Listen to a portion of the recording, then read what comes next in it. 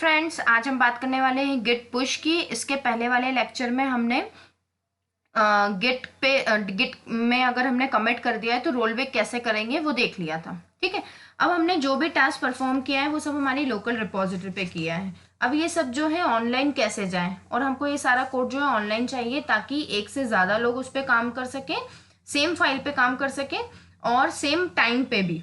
ठीक है, तो इसके लिए बहुत सारी वेबसाइट्स हमारे पास अवेलेबल है। उसमें से एक वेबसाइट जो है वो है github.com।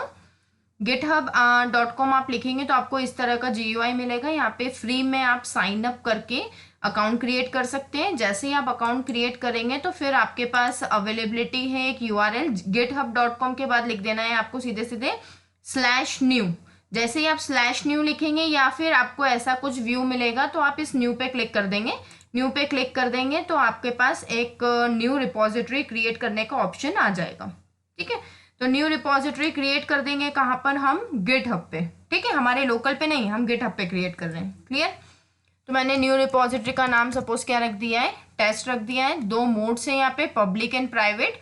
पब्लिक मोड जो है वो अगर आप उसका यूज करते हैं तो पब्लिकली सारा आपका डेटा अवेलेबल रहेगा और उसमें आप चूज भी कर सकते हैं कि कौन कमेंट कर सकता है या नहीं। ठीक है, और प्राइवेटली सिर्फ आपकी पर्टिकुलर ऑर्गेनाइजेशन के लिए रहेगा। तो अभी हम पब्लिक पे ही काम करेंगे। और रेडमी फाइल जो है वो हमको ये बताती है कि हमारे पर्टिकुलर जो रिपोजिटरी है उसकी रिलेटेड इन्फॉर्मेशन सारी कहाँ पे अवेलेबल होती है, रेडमी फाइल में अवेलेबल होती है। तो हमें रिपोजिटरी जो है वो क्रिएट कर देते हैं। कहाँ जाना है आपको, github.com/new। अकाउंट बनाने के बाद आपको जाना है /new या फिर न्यू रिपोजिटरी। जैसा मैंने अभी टास्क परफॉर्म किया वैसा करेंगे तो ये आपकी एक रिपोजिटरी जो है वो क्रिएट हो जाएगी। अब आप देख पा रहे हैं कि यहाँ पर बहुत से इंस्ट्रक्शन है।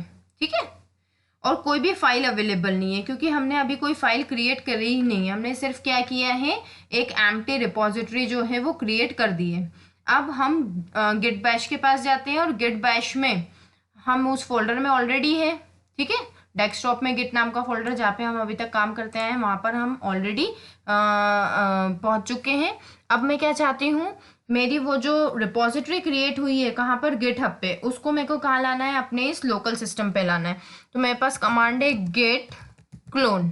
किसका क्लोन करना चाहती हूँ मैं, वो गिटहब वाले रिपोजिटरी का। तो देखो यहाँ का, यहाँ पे आपके पास दो ऑप्शन दिख रहे हैं, HTTPS और SSH। ये दोनों चीज़ें जो हैं वो इसलिए हैं बिकॉज हम ऑथेंटिकेशन के साथ काम करना चाहते हैं। ठीक है, तो हम इस URL को देखो, इसमें हमारी रिपोजिटरी का नाम दिख रहा है टेस्ट। इस URL को कॉपी करती हूँ और गिट बैश के वहां जाके पेस्ट कर दिया है। गिट क्लोन करके गिट बैश के वहां जाके पेस्ट कर दिया। तो देखो क्या आ गया है, क्लोनिंग इनटू टेस्ट।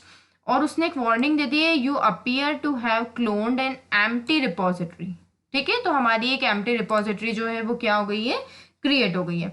अब हम चले जाते हैं इस रिपोजिटरी के अंदर, CD टेस्ट। ठीक है, और अब यहाँ पे ls रन करेंगे तो देखिए यहाँ पे कोई भी फाइल अवेलेबल नहीं। अब हम एक फाइल क्रिएट कर देते हैं जल्दी से, टच सपोज hello.html नाम की फाइल हमने क्रिएट कर दी है। ठीक, अब ls करते हैं तो वो देखो फाइल हमको व्यू हो रही है। अब हम हमारा एडिटर ओपन करते हैं। मेरे पास VS कोड है इसलिए मैं कोड डॉट लिख रही हूँ। आपके पास जो एडिटर हो आप उसको ओपन करवा लीजिएगा, कोई प्रॉब्लम नहीं है। ठीक, ये मेरा एडिटर आ गया, इसमें hello.html भी आ गया और देखिए यू लिखा हुआ है, मतलब अनमॉडिफाइड फाइल है ये। ठीक है, सॉरी अनट्रैक्ड फाइल है। ठीक, अब यहाँ पे हम HTML का कोड कर देते हैं जल्दी से। डॉक्यूमेंट टाइप HTML और देन HTML, फिर सॉरी यहाँ पे हमको लिखना है लैंग्वेज भी EN। ठीक है, और फिर हम जाएंगे हेड के बाद हमारे पास अवेलेबल होता है टाइटल हम दे देते हैं हेलो है सपोज। क्लियर, टाइटल और हेड इन दोनों को हमने क्लोज कर दिया है। अब हम बनाएंगे बॉडी, हमारे HTML पेज की बॉडी में हमने दे दिया है data quick revision. Clear, save कर दिया मैंने फाइल को। ठीक है, अब हम क्या करते हैं, वापस इस VS कोड के थ्रू ही यहाँ पे एक अपडेशन भी कर देते हैं। अच्छा, पहले इस फाइल को देख लेते हैं कि फाइल कैसी व्यू हो रही है ना। तो क्रोम ओपन करना है, क्रोम, फाइल नेम hello.html।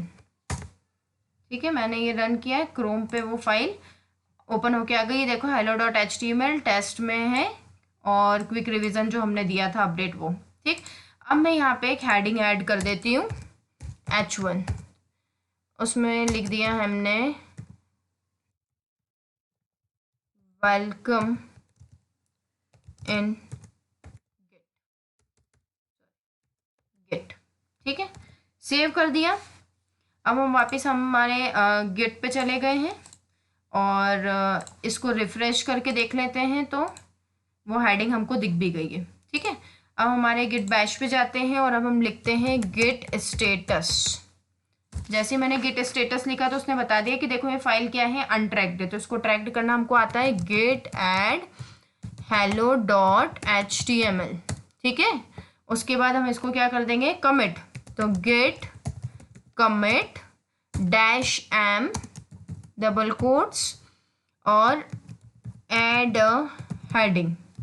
अगर आपके पास यहाँ पर अभी तो एक ही फाइल है hello.html, है ना। अगर यहाँ पे 100 फाइल्स होती और सबको आपको कमिट करना है तो आप यहाँ पे -am लिख देते हैं। सीधे सीधे क्या लिखेंगे, m के पहले a लिख देंगे। ठीक है, तो -am का a का मतलब है ऑल, सारी फाइल्स को क्या कर दो, कमिट कर दो एक साथ। ठीक, तो ये हमने क्या कर दिए, कमिट कर दिए फाइल को। ठीक, लिखा हुआ गया 1 फाइल चेंज 10 इंसर्शंस। अब वापस गेट स्टेटस देख लेते हैं। तो गेट स्टेटस ने हमको बता दिया है, ये देखो, the most similar command is status, git status is okay. हमने स्पेलिंग मिस्टेक कर दिए। ठीक है, nothing to comment, working tree clean. ठीक, अब गिट पर जाएंगे, ये हमारा गिट का अकाउंट, यहाँ पे हम रिफ्रेश करते हैं तो हमको फाइल दिख ही नहीं रही है।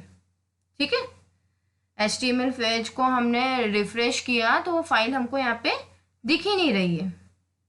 ठीक है, तो हम क्या चाहते हैं कि जो हमने हमारी लोकल रिपोजिटरी पे टास्क परफॉर्म किया था उस लोकल रिपोजिटरी में ही जो जो चेंजेस होते जाए वो हमको गिट पे दिखते जाए। ठीक है, तो हम अब एक कमांड लिखेंगे हमारे गिट टर्मिनल पे।